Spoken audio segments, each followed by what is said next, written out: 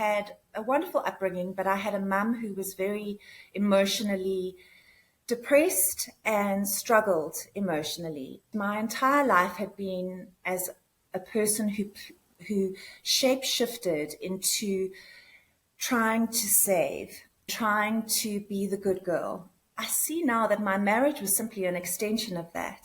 From saving my mother, I went into a relationship where I spent 16 years trying to save my husband, pretending that everything was fine, fitting into what he wanted as a good wife and trying to be the best mum and wife that I could be, until I realized that I had to save myself. And I was on a one-way train to complete financial oblivion and emotional destruction. It took a giant leap of faith, and I'm not sure where I summoned the strength from to leave. I realized very quickly that leaving was a very scary thing to do because I was married to a man who was so enraged by me having the audacity to stand up and hold my own.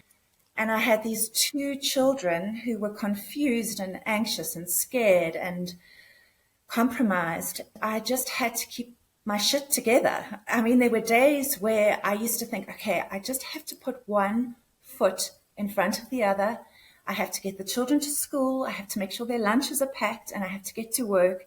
And if I can get through the day, I'll be all right. It was utter hell. And I think to make everything worse, the financial stress was enormous. I felt so disempowered.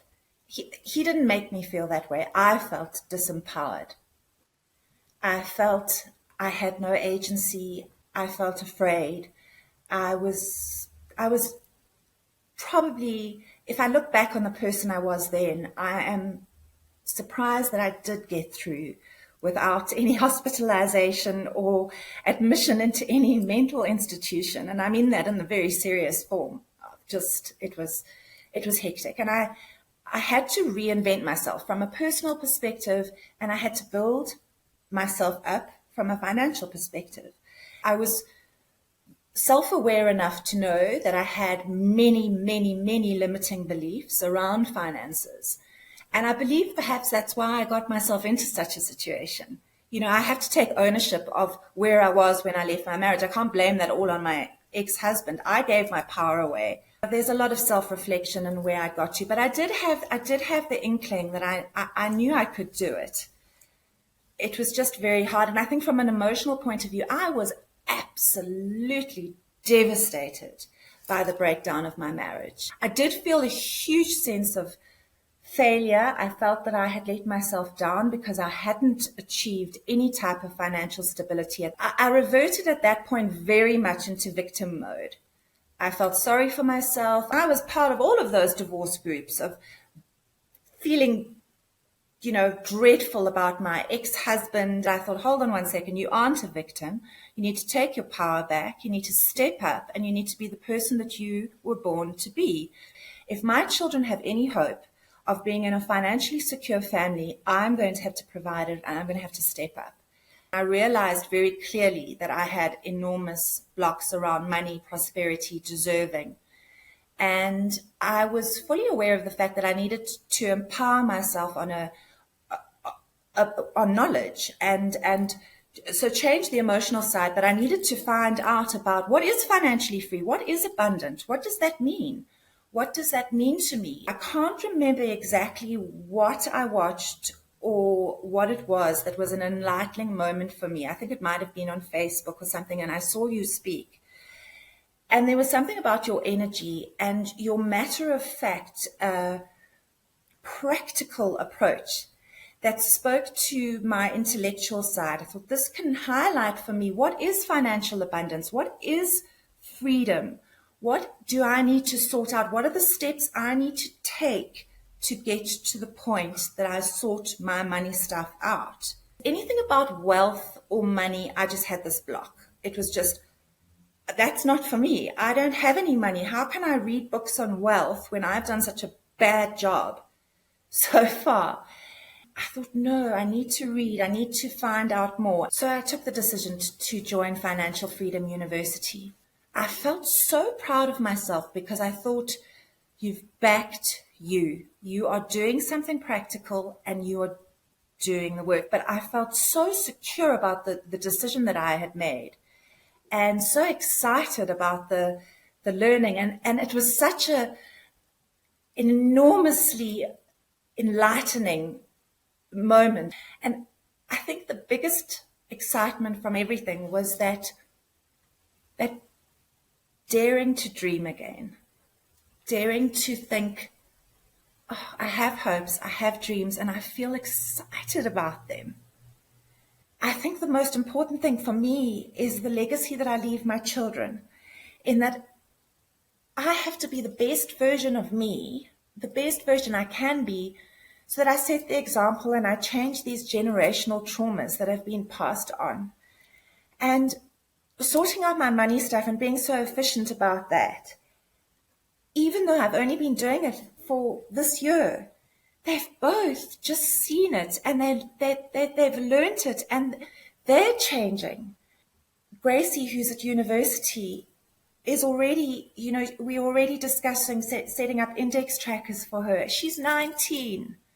I get so proud of myself when I look at my little pivot tables and my, it was deeply uncomfortable in the beginning, but now I feel a huge sense of accomplishment because I fought through that panic and that I can't do this, and did it. So, those little things are all sorted. I know exactly what's going on in my financial affairs. I know exactly how long it's going to take me to get to where I want to, and the different scenarios, because I'm a commission earner. So I've now got budgets and targets in terms of what I need to earn in order to get there. I feel a huge sense of calm because I have the steps in place and I have the figures in my head. I know exactly what it means in terms of the different steps to financial freedom, what I need to do to get there. I've set out a path. I understand that things might change and there might be diversions along the way, but I have a path there which, in my structured way of thinking, makes me feel very secure. All my consumer debt is paid off already. I didn't need some knight in shining armor to come and do that for me. I could do it on my own. It was hugely empowering. Thinking around, I'm not ever considering debt again unless I am buying an investment property and I'm going to do a flip or I'm going to do something like that. I'm so excited to invest in myself more. Potentially I could be a different person this time next year because I'm just growing and changing all the time.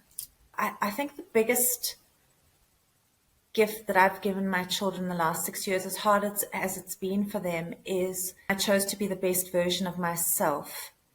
And I think that is a life lesson for them that will serve them well.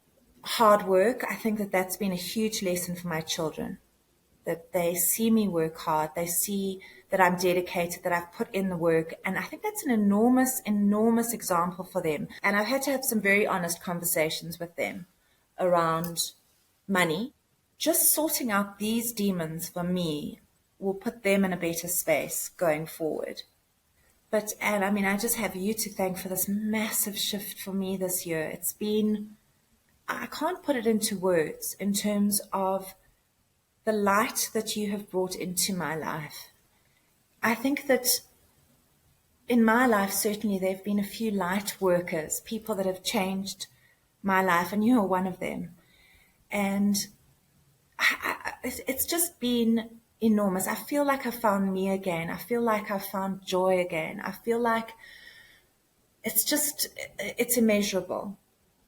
You have made an enormous difference to me, which means that you've made an enormous difference to my children. The whole effect is so huge and compound, and it just changes the world. That's what changes the world. I hope you know the difference you make, because you really do need to.